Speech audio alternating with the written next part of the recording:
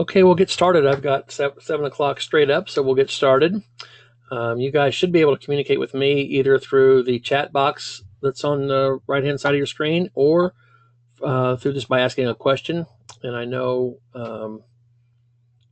I've already been talking to a couple of you, so let's get started and see how we're doing. Welcome, Katie. Yeah, good. So, welcome to Wishdrawals Special 5 Keys to Successful Business Development. My name is Jack Kleemeyer, and I guess I should wait until I introduce myself. But let's make sure you're in the right place first.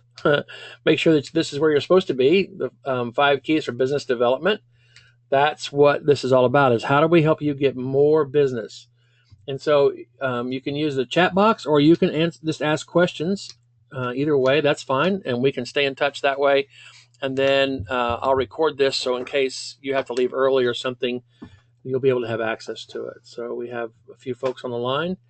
And welcome, everybody. So if that's where you're supposed to be, the 5 keys for successful business development for Wishdrawals Travel, then you're in the right place. So let me tell you a bit about me. That's me. My name is Jack Kleemeyer. I'm a certified John Maxwell coach, speaker, and trainer. And I'm a certified Get Clients Now facilitator, which Get Clients Now is a process that helps people who sell professional services. It helps them build a marketing plan and build a plan. And I'll tell you more about that. And then one thing for sure is I'm committed to your success. I think you all know Amy. Hi, Jamie. Welcome.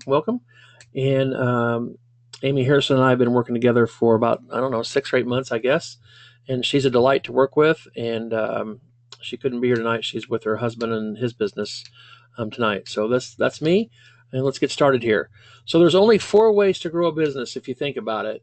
The first way is to get more clients, and that is where most people spend their time, is getting more clients. And that's usually the hardest, most expensive way to do it, is just to try to get new clients. The second way is to get your clients to buy more. So try to figure out how can we upsell. That's what that means, how a bigger package, a bigger product. And then get them to buy more often. So instead of going once a year, how can they go multiple times, or what else can you offer them? And then the fourth way is to get better on any one of the 3, which that's what you're doing today. You're here tonight to get better on getting more clients. So let's talk about marketing systems. Let's talk about what works in marketing systems. And again, you should be able to communicate with me through the chat box or by asking a question. Keep trying to keep an eye, multitasking, keeping an eye on that, and keeping an eye on the slides so I can best give you the information. So, all right. So professional services marketing. Let's talk about that. So this is part of the Get Clients Now system. It's by a lady named CJ Hayden. She's a good friend of mine. And when you think about what's the most effective, what's the least effective, the most effective is direct contact and follow-up, which many of you are already doing. You make a call to somebody, or you follow up with someone you've talked to in the past, and that reaches the strategy of outreach. And then networking and referral building is the second best. So many of you do that. I know that's what Amy does. That's how we met. We met at our BNI chapter. And so networking and referral building is a great strategy. And that gets into outreach and starts to build credibility. And then speaking, and that's the methodology that I use mostly to grow my business, is public speaking. And that can be in a lot of different ways. This is a public speaking event, if you think about it. And that gets visibility and credibility. So those are the main 3 that I recommend people use. But there's also writing and publicity. So if you can write in newsletters, chamber newsletters, other things like that, people are always looking for good quality content, and you guys certainly have the ability to provide that. Then the other one is promotional events. That's what Amy's working on now, is a promotional event that we're going to have at the Indianapolis Country Club. And that'll be a white glove event. We're kind of excited about putting that together. And I'll catch up with her next week when she gets back and I get back from California. And then the last is advertising. And the sad news is most people go straight to advertising to try to grow their business. And that's not the best way to do it. As you can see, it's ready to last. Let me show you another way to look at this. Slide's a little fuzzy, but it makes a really good visual here, I think. Direct contact and follow-up, that's the primary way. And then networking, referral building. So if you look on the most effective side over here, That's direct contact and follow up, and networking, referral building, and then public speaking, writing, and publicity. So all four of these are from light green to all the way into the green. And the least effective, promotional events and advertising. Now, promotional events would be good for building your database. If you're going to do an event where you might be at a mom's fair or a family fair or something like that, that would be great to start to build your database. And this is about getting clients. So a little bit different look at this. And then what happens is CJ created this process called the Universal Marketing Cycle. CJ Hayden, again, is the creator of Get Clients Now. And I think this is really neat because when I started in professional sales and long time ago, I sold computers, and then after that I was an insurance agent, and my insurance manager drew this very drawing right here to me. And so you attract prospects, you make contacts at events and different places like that. You gather leads from whatever methodology you're using to gather leads. You collect referrals from people, and they all go into the pipeline. That's called filling the pipeline. And once their pipeline's full, then you got to figure out, how do we follow up? What's our follow-up process look like? Many people don't have a solid follow-up process, and they don't have a consistent filling the pipeline process. Then from follow-up, it goes to having sales conversations. So actually having a diagnostic, a good conversation about what does the client need, what do they want, where do they want to go, what excites them. And then from that, closing sales, and then referrals. And referrals, if you notice, can come out at any time. It's set out here, it's separate. A lot of times people think of getting referrals when you close the sale, but you can also do it just from a follow-up process. So one of the things that we look at when I'm working with a business is to say, okay, where are you stuck? What's not working? Do you have enough leads to make calls on? Do you have enough people to talk to all the time to make calls? And the answer is no. Well, that's where you need to work. If you don't have a good follow-up process, well, that's where you need to focus. So we'll talk about that as we go through here, and I'll reference back to this slide. But this slide is just so critical because this whole process, this whole follow-up process, and filling the pipeline, it just makes it really easy to understand what happens when somebody comes into our world, and then we follow up with them, and then we have a conversation with them, and then they either buy or they don't. And if they don't, notice what happens if they don't buy. They go back into the follow-up process. So actually, even if they do buy, they go back into the follow-up process because there may be an upsell, or there may be other sales that you would have with them, or building a relationship. So this model is a very strong model. Now, in my handout, it's not in the handout. And if you'd like a copy of this, just let me know. Send me an email, and I'll make sure you get a copy of this. But I wanted to share this with you because behind all the strategies that I'm talking about this evening, this is kind of what's behind all that. In other words, we're going to be talking about how do you do this? How do you get more people in the pipeline? And then how do you follow up with them? That's the two areas of primary focus this evening that we'll be talking about. From my experience, most people have a challenge either filling the pipeline or following up. And so that's what we're going to focus on this evening in the 5 areas for business development. And there's I call them fundamentals. And again, you can connect with me on the chat box, or you can ask a question, and I'm trying to watch those pretty closely. So if you just have a question or whatever, make a note over there. Also, I sent an email out with a handout on it, and I've also attached it to the webinar panel that you have at the right-hand side of your screen. So I think it's at the right-hand side. It should be. So that's, and there's Jamie has a question. Great. And so Jamie says, it says invalid for some, wow. Huh. On the handout, Jamie, it says that? Let me unmute you here real quick. Jamie, hi. Can you hear me? We should be able to talk because I unmuted you.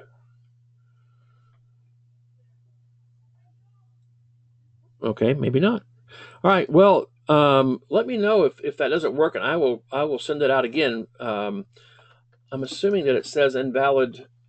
I'm not sure where it says invalid. So, Jamie, you're unmuted. So if you ever want to talk, just start talking, and I'll let you interrupt any time. So, let me know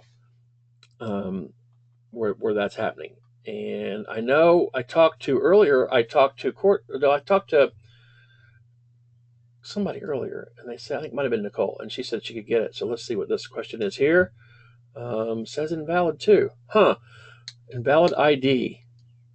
Wow, I've never had that happen before. All right, so let me see if I can do this. Let me try this real quick. I'm just going to bounce out of here.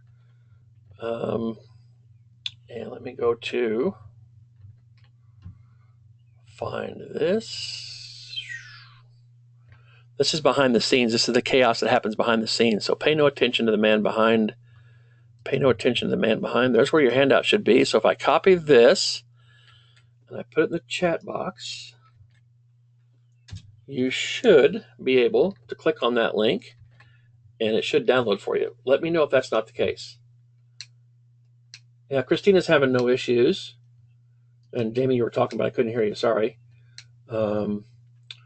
Yeah, so I don't know. I still show you as unmuted, Jamie, so, and connected to our audio. So, okay, well, we'll motor on. And the handout, this link right here in the chat box should get you the link.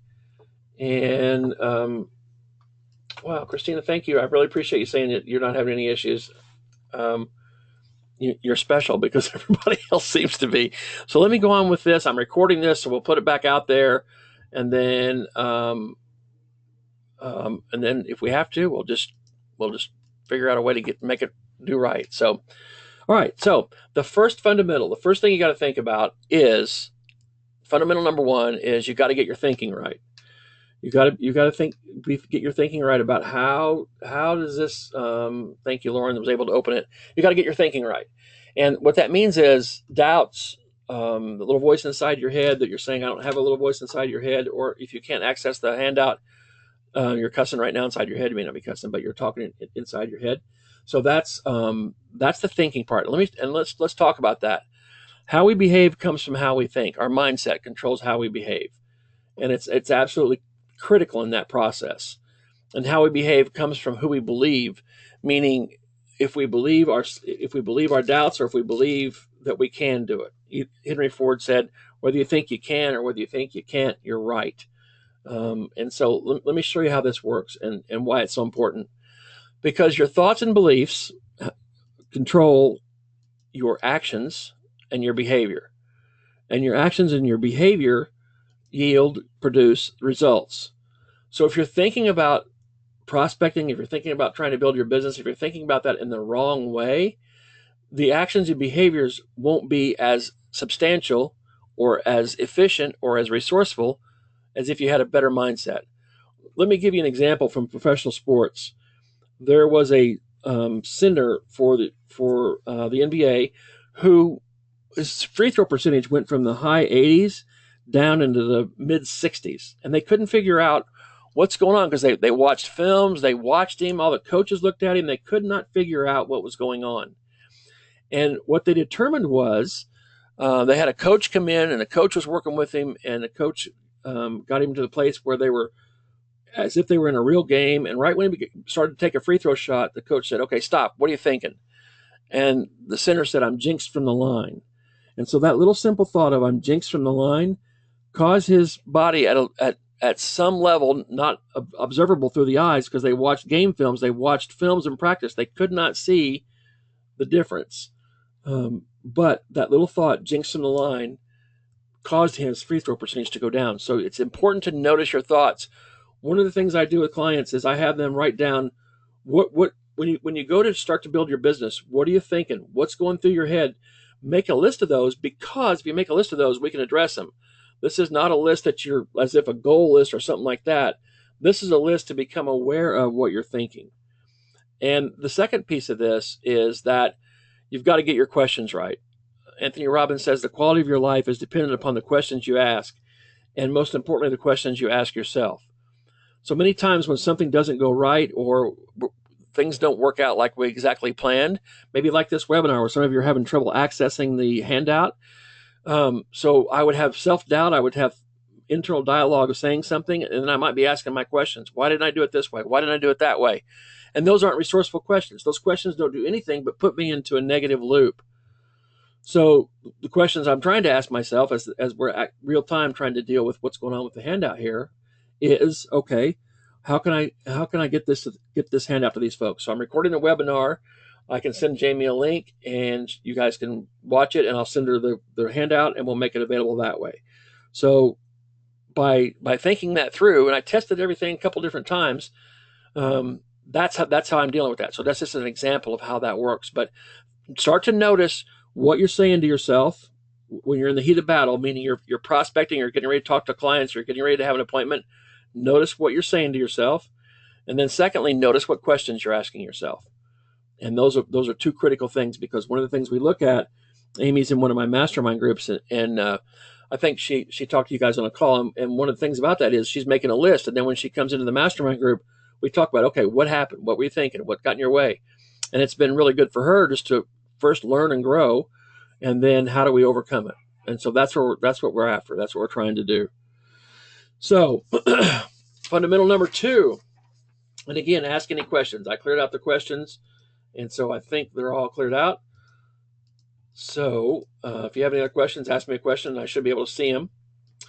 So the fundamental number 2 is a story about your ideal customer.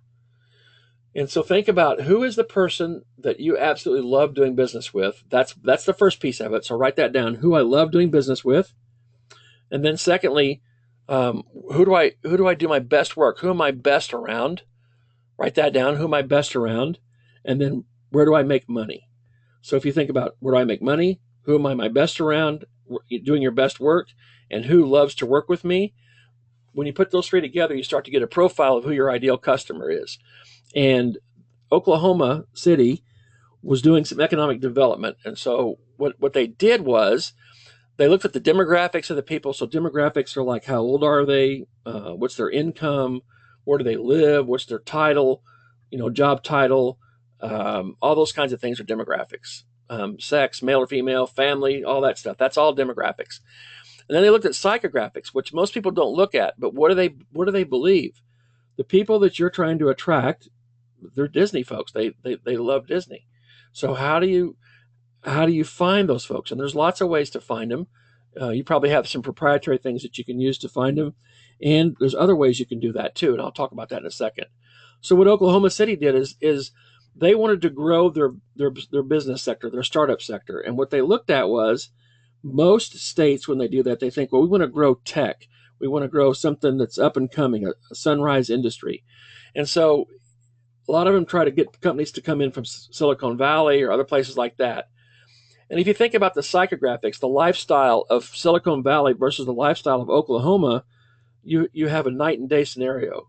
You have a situation where they wouldn't fit. If people moved from Silicon Valley straight to Oklahoma, you're in the middle of the Bible Belt, it wouldn't fit. So what they did is they looked at, who are the successful companies that are in our marketplace now, and they realized that they all subscribe to some kind of an outdoors magazine, Field and Stream or Gun Weekly or something like that. And then they also realized that most of them, in this particular case, were Christians. And so they looked at Guidepost, they looked at some other Christian magazines, and what they did is they bought this mailing list of people that subscribed to the outdoor magazines, and they bought the mailing list of Guideposts, and then they went back to the demographics and said, okay, who are the people that make the decisions on moving someplace? Those people are, they're usually CEOs, CFOs, or board members. And so then they got a list of CEOs, CFOs, and board members of companies they wanted to attract, and they matched it against the subscribers for these magazines. And the list they came up with was somebody who would fit, who would feel good, who would be happy in Oklahoma, wherever they moved there from. And then they sent specific targeted letters, targeted direct mail to those people. So that's something that you can do, is you can find magazine subscribers. There's lots of ways to do that. You can find magazine subscribers, and then you can market to them about what you do. And it's not that expensive to do. I mean, it's really not that expensive. So if you have any questions about that, let me know. I've used that with clients several times, and it works great. So it's just got to figure out, what are they reading now. So when you're starting to work with your clients, start to build a little dossier about your clients.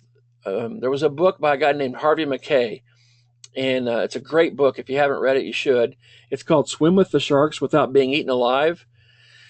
And the book came out in the 1990s, I guess, and it talks about how Harvey used his Rolodex, his database, his address book to make that book on the bestseller list, and to also how to have contacts basically all over the world. And what it talks about is Harvey he sold it, but he had a envelope company in Minnesota, and they sold envelopes, and he required his salespeople to know 66 things about their prospects. And those 66 things were called the McKay 66. And if you want a copy of that, let me know, and I'll send you a copy of the McKay 66. I was fortunate enough to meet Harvey a couple times and have dinner with him and talk to him at length. And it's just amazing that when you start to find out that much about your prospects, about your clients, it's amazing then how you can find others just like them. You've probably had that experience. Maybe you've purchased a car or something, and it's like you really like that car. Maybe you special ordered it, and then on the way home, you saw two other cars just like it, which you'd never seen any before. Maybe it was a piece of clothing that you bought, and then you go to a meeting, and there's like three other people with that same piece of clothing on. It's just kind of weird that once you start to become aware of things, you see more. You see other things that were blind to you before. So think about this process, the ideal customer. Who is your ideal customer? Who is the person that you need to be in front of more than not? And that's going to be kind of the heart of our focus this evening. Fundamental number 3 is think about your customer and think about what's the lifetime value of that ideal client. So if someone becomes, so Lauren, repeat. Let's see, I'm trying to get this box to be bigger here. Repeat. The first 3 sentences of the fundamental. So tell me of number 2. So let me go back to number 2. And so the first 3 sentences. So you're talking about ideal customer. Oh, yeah. So who's somebody that you really like working with? I think that's what you're talking about. Who is somebody you really like working with? Who is somebody that when you work with them, you do your best work? And then, good. Thanks, Lauren. And so you do your best work. So like you really enjoyed working with them, and it was a profitable venture. We've all had those cases where we enjoyed working with somebody, but we didn't make money at it for whatever reason.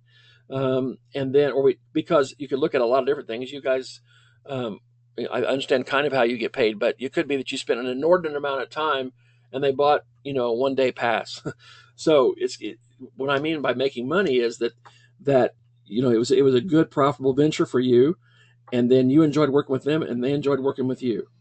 And so you could do your best work, and you can just write those 3 criteria down. They like me, I like them, and I made money.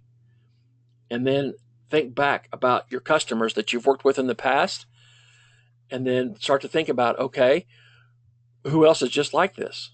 Who else would this be? So, and then you can start to attract those people. And what I was talking about with the McKay 66 is that once you understand what magazines they subscribe to, so you go back to those customers and you start to, when I said build a dossier, you start to ask them some questions like, what else do you do for hobbies? Where do you hang out? What magazines do you read?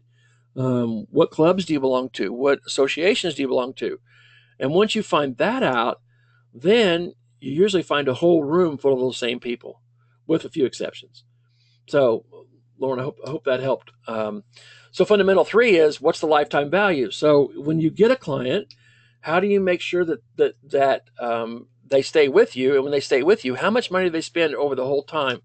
So this is a couple of factors here. It's like when you get a client, how long does the average client stay with you? Once that happens, then how much do they spend overall? Right? Because what that's good for is to know, okay, I'm going to buy a list of a certain magazine that you found out that all your best clients happen to subscribe to. And maybe let's just say that list, it wouldn't be this much. It could be, I guess, it's $1,000. Well, you want to know, if I get one, can I spend $1,000 and will I get it back with one client or with a half a client? What's it take to get that investment back? The second thing is, what's the annual value of your ideal client? So how, on an annual basis, what's the annual value? That means how much money do you make, not necessarily how much they spend. How much do you make? And then you can look at what's the average purchase value of your ideal client. Because then once you understand that, you can start to measure, okay, I just sold a great package to a family, and let's see how it measures up against my ideal client. Plus, it'll give you confidence to know, once you know what that is, it'll give you confidence to say, there's, you could ask for add-ons, you could ask for other things that the client could buy, which then would help it get closer to the average purchase value. So this is real important. A lot of people don't do this. They don't take the time to figure out what's the lifetime value, the annual value, and the average purchase value of their clients. But it allows you to know, how do I then go forward based on this information and make wise decisions on how I'm investing money to do the direct outreach and follow up. So that's fundamental number three. And that's a big one. And you can just do that. It doesn't have to be exact. You've probably got records, but you can do it organically. You could go through it organically and just kind of figure it out. You could ballpark it. Any way is fine, as long as you're starting to pay attention to what this value is, because that's key in determining going forward. How many clients do I need for me to be able to do what I want to do? How many clients do I need for me to be able to give back to church or family or civic, whatever it might be? So that's why this number three is so darned important. And then I alluded to this earlier, but fundamental number four is, where do your clients nest? I call it nesting.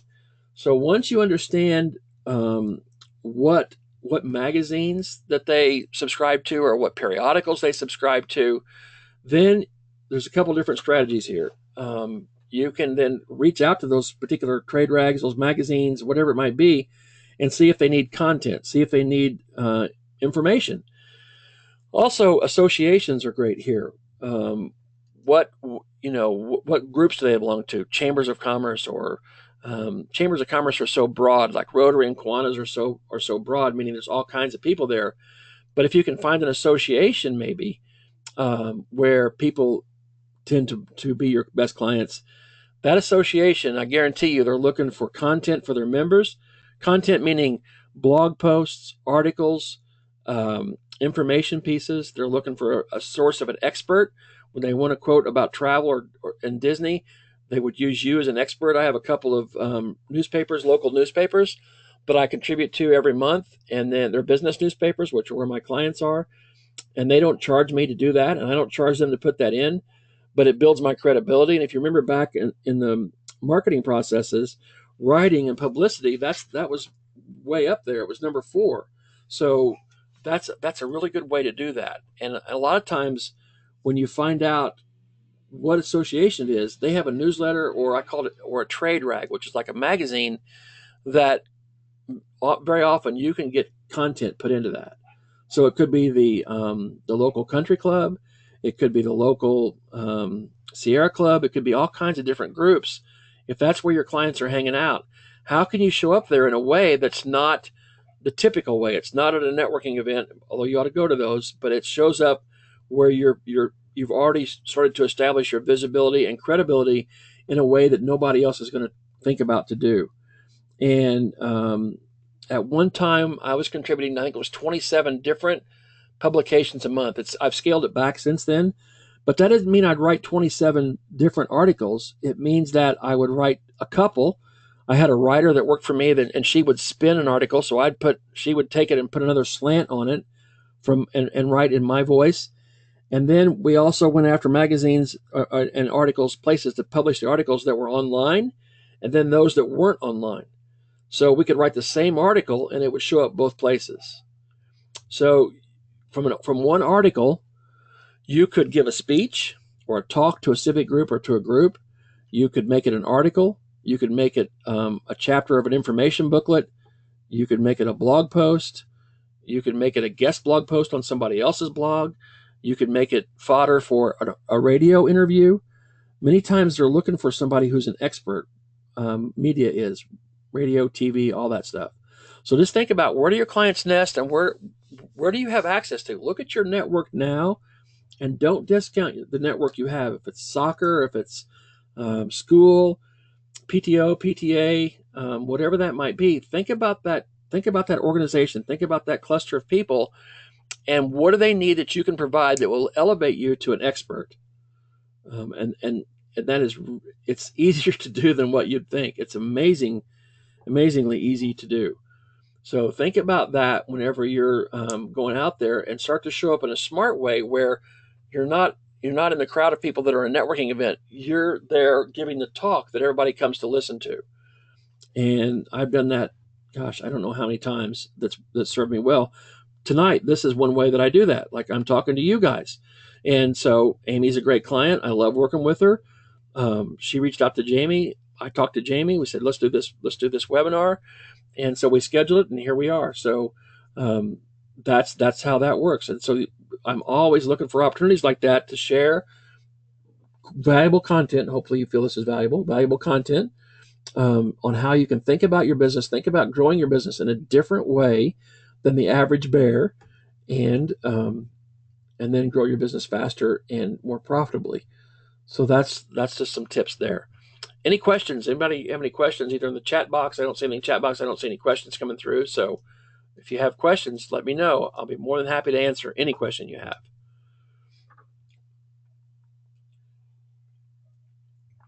These strategies we're talking about get you to the sales process. We're not really talking about the sales process this evening. We're talking about how do we either follow up through direct contact and follow up, networking, referral, writing and publicity, or speaking. How do we fill our pipeline, follow up, get more sales from all those processes? And so just be aware of that. And again, if you have any questions, please ask the questions. Even if it's kind of a tangent, I'll be glad to go there with you. So let's go back and review. I'm just going to go backwards. Number 3, lifetime value. That's absolutely critical. You've got to know the lifetime value. You got to know the annual value, and you got to know the purchase value of your clients. Fundamental number 2, who is it that you like working with? They like working with you, and you make money. That's where you start to figure out who your ideal client is. And then you can get into all kinds of specifics. How do they think? Who do they trust? Meaning, where do they go for advice? And then how can you show up there? So maybe your ideal client has something to do. They always go to an attorney, a business attorney. Well, then try to figure out how can you get an introduction to a good, competent business attorney, and how can you provide them information that then you'll show up where your prospects go before you actually show up. So they've heard about you before they've actually met you. And that's really cool when that happens. So, and then first fundamental was, and this is probably the most critical fundamental, is you've got to get your thinking right. You've got to think about your business in a way that doesn't limit you. And be it part-time, full-time, whatever your situation is, start to notice what thoughts you're having. And then you'll start to learn what actions, behavior you're taking, and the results. So let's say you set a goal. If your goal doesn't turn out the way you want it to on a consistent basis, then you just backtrack it. And if most folks look here at actions and behavior to try to correct that to enhance their business, and it won't be lasting. You've got to come back to the thought level, belief level. You got to start to examine, what do I believe about that? What do I think about that? This afternoon, I was facilitating a mastermind online, and we were talking about what do you send somebody after they join your list? What do you send them? And I'm revamping all that on mine right now. We're changing some stuff up. But what we talked about it was, well, go out and subscribe to somebody's email list, somebody that you admire, somebody you want to learn from. Subscribe to their free e-course or their email list and see what happens. And one of the ladies on this particular mastermind, she said, well, I don't like spam like that. I wouldn't do that. And she's missing the point. She's totally missing the point. The point's not about the spam. It's about what's their process. Print out each one of those emails and look and see what they're doing. Look and see how they're doing that. So if there's somebody that's tearing it up, subscribe to their email list and see what you get. Notice the experience. There's a project called the Walker Project. It's Walker 2020, I think it is. And they said that in the year 2020, which is just 3 years from now, I guess, the thing that will matter most in a customer's decision is the experience they have. And you guys got that hands down on the back end when they get to Disney. That's the experience. How can you start to carry that feeling on the front end? How can you start to do that when they first meet you? What can you do? Little things like Amy and I were texting today. She wished me good luck on the call on the webinar, and I said I really appreciate it. I think I'm ready for him. And then she sent me a Mickey hand with a thumbs up. So it's little things like that that make a big difference because it shows consistency. It shows congruency. It shows that you're all in. And, Amy's part-time. You guys may be part-time. Some of you may be full-time. I don't know. So again, ask any questions. Number 3, again, lifetime value. We talked about that. 4 is where do they nest? There's a gold mine right here. This is huge. Finding out where your clients nest, where they hang out. And I don't know why I call it nest. I just made that up. But it's kind of like, where do they go back to when they're not out doing what they do? Where do they go back to besides their house? Who do they hang around with? And just a few questions, maybe in a survey or reflection, as you're in the sales process, or as you're doing their needs analysis to find out what they really want to do. You could add 1 or 2 questions in here that might be telling about what associations do you belong to, what clubs do you belong to, and if they say, well, why do you want to know that? Say, well, if you do, and if you don't, you should. I have a talk that associations and clubs enjoy about how to maximize their time at Disney. It's a 20-minute talk, and it gives them 5 great tips on how to do that. So then you get in front of an audience, and then and it works. I know Amy and I mentioned we met through BNI, and she's our growth coordinator this year, and so I was training the Indiana people on how to have that role, and Amy was in my class. And so as we went around the room and introduced ourselves, Amy introduced herself, and she got 3 referrals. 3 people approached her and said, I want to talk to you about planning a trip, just from introducing herself in front of an audience. So if you're not getting in front of an audience to introduce yourself, how can you do that? Again, where do they nest? So think that through. And then fundamental number 5, this is a key one. There's a guy that I follow and have learned a lot from and paid an inordinate amount of money to, but his name's Dan Kennedy. And he's a marketer or copywriter. Copywriter meaning he writes words on paper that cause people to take action. It's called direct response. You may have seen on TV the product Proactive. That's the most selling. He calls it glop, but it's the most successful selling cosmetic line ever. And Dan, in the early days, wrote a lot of the words that they use, a lot of the scripting that they use on those. Those aren't just normal people there talking about how their acting went away. That's all very, very technically scripted. And so Dan's worked with some of the best. And to work with him for a day, it's close to $20,000 for one day's work with Dan. But it's worth it. It's totally worth it. And so the question this is a trademark question by him. And what it says is, why should I, your ideal customer, choose to do business with you over any and all other options, including doing nothing? So if you think about that, why should your ideal client choose to do business with you over all the other options? Buy it on their own, plan it on their own, have a notebook that's 4 inches thick of all their research. Why should they do it with you over all those other options? And especially this last 3 words, including doing nothing. That's key. Because a lot of people say, well, I'm thinking about it. Well, that's including doing nothing. Well, maybe next year. That's including doing nothing. So if you can tell a compelling story on why people should choose you over all the other options, including doing nothing, many times you have a chance of moving them from a just thinking about it to a just booked it. And that's a nice place to be, because that means income. That means you made money. So if you think about that, why should I? So you got to ask yourself this: why should I, your ideal customer, choose to do business with you over any and all other options, including doing nothing? And that's the key. Find that out, so that when you're at those networking events, when you get in front of those audiences to talk to, when you do all that, you have a compelling story of why it's important for them to be talking to you. Why should they be listening to you? Why should they be buying from you? And this just takes a little bit of thought, a little bit of planning, but what you come up with, it really makes a big difference. So those are the 5 fundamentals. Fundamental number 1, get your thinking and your questions right. That's about you, totally about you. Fundamental number 2 is, who's your ideal customer? Fundamental number 3 is, what's a client worth to you? What's the value of the client? Fundamental number 4 is, where do they nest? And fundamental number 5 is, why should they use you? Why should they pick you over all the other options? And so part of it's personality, part of it's knowledge, part of it's experience, part of it's your passion for what you do. Tony Robbins, many of you know him, I mentioned him before, but one of the things he says is, when 2 people are in a conversation, a negotiation, primarily it's the person with the strongest belief that wins. So if you believe more that that family needs to go to Disney than they believe they don't, you will have a chance to have that opportunity come true. So a lot of these things you can work on yourself. Sometimes you need help to do that. That's where getting a coach or a mastermind. I know Jamie does a great job supporting you guys and helping you grow, and that's awesome. But and you should listen, find out who's doing the good stuff. And she told me when we were on our call that some people are doing a good thing and we want to talk about it, but people are like, "Oh, I'm just doing my thing." But here's the thing, folks: experience has structure.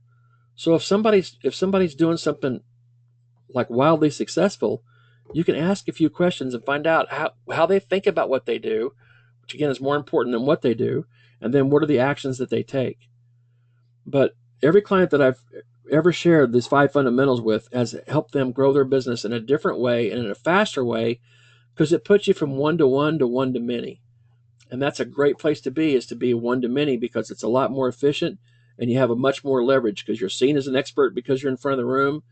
You present well in a knowledgeable way, and you have some way for them to connect with you, some way for them to work with you, some way for them to, to carry on. And so how I do that is through the power of a mastermind. We do masterminds online. I mentioned this afternoon.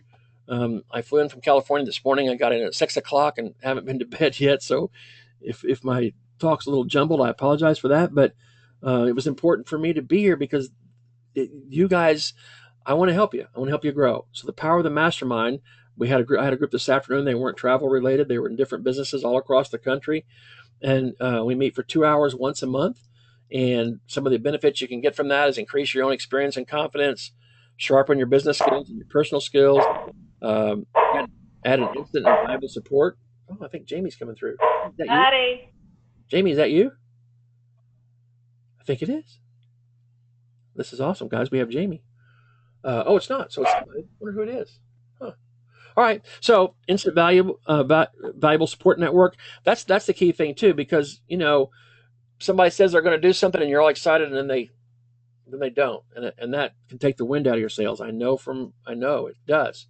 You get honest feedback, advice, and brainstorming, borrow on the experience and skills of other members. So what are you doing? What am I doing? And sharing that, even if you're in the same marketplace, it doesn't hurt. It always helps. Always helps. Study leadership, communications, growth principles, and practices in a group. Um, Setting and create an action plan. Have the group hold you accountable. Matter of fact, the day on the mastermind, it was amazing. We had 6 people on there, and 4 of them wanted to be held accountable for something. It was really kind of neat. Um, and then receive critical insights. This is the piece that it's hard to do for yourself, is to see where's your Achilles heel. Where do things not work? And that's the big piece there. So would love to have you join us in a mastermind. On the back page of your handout, there's a link there with a little clickable spot. Would love to have you do that. I had a special offering for Amy when she first came on, because she's trying to grow her business, and so normally I charge between $249 and $299 for my mastermind experience, but Amy's paying less than that, about half that, actually $150, and so that's the offer. It's the same offer. It's a monthly fee once you sign up. If you decide to join me in a mastermind, we'll be talking about your business every month for a 2-hour time period, with other people, like-minded people. And if you have any questions, send me an email, talk to me. Would love to have you in there and help you grow your business. Any questions? Any questions from anyone, or challenges, thoughts from anyone on the call? So Jamie, now that I know you know where the question bar is, do you have any questions for the group or anything that you want them to know that I can help with, maybe? And if you don't, that's okay too. I just want to make sure I bring value to you guys. Okay. All right. Well, folks, thanks for Jamie. I know I can't figure out how to talk. Well, I unmuted you. Let me try it again. Let me try to unmute you again. Oh, there you go. It just sent you an audio pin. So try that, Jamie, and see if you can get on through that. The pin's 103 pound sign, or pound sign 103 pound sign. So you're calling on the telephone. I think if you just dial 103 pound sign, it should Or maybe you have to dial #103 #, and it should allow you to be unmuted.